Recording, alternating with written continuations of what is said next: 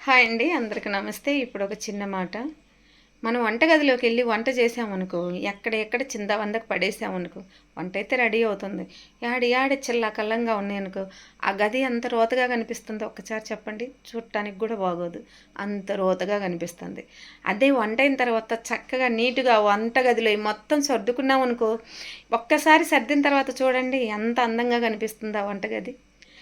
ఎవరన్నా వచ్చి చూసినా కూడా అబ్బా వంటగది ఎంత అందంగా ఉంటుందో, ఎంత బాగుంటుందో, నీట్గా ఉంచుకుంటుందమ్మా ఆ ఇంటి ఇల్లాలంటారు. అవునా? అలాగే భార్యాభర్తల బంధం కూడా అంతేనండి. ఇద్దరు గొడవలు పడే కంటే ఒక్కరు సర్దుకొని వెళ్తుంటే ఆ బంధాన్ని చాలా అందంగా ఉంటుంది. చూసే 10 మందిలో కూడా అదొక అందంగా కనిపిస్తుంది.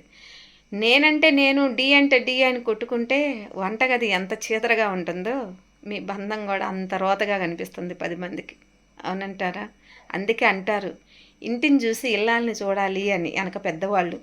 ఇంటి మత్తలు చూసి చెప్తారంట, ఆ ఇంటి ఇల్లాలు చాలా పద్ధతిగా ఉంటుంది అని. ఎందుకో తెలుసా? ఆమె అంత మట్టసంగా ఉంటుంది అన్న అర్థం దానికి. సర్దుకుపోయిన కాపురమే చాలా అందంగా ఉంటుందండి.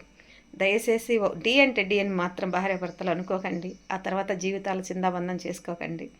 ఇది అమ్మగా ఒక మాట చెప్తున్నాను, మీరు తప్పుగా అనుకోవద్దు. ఉంటానండి, బాయ్.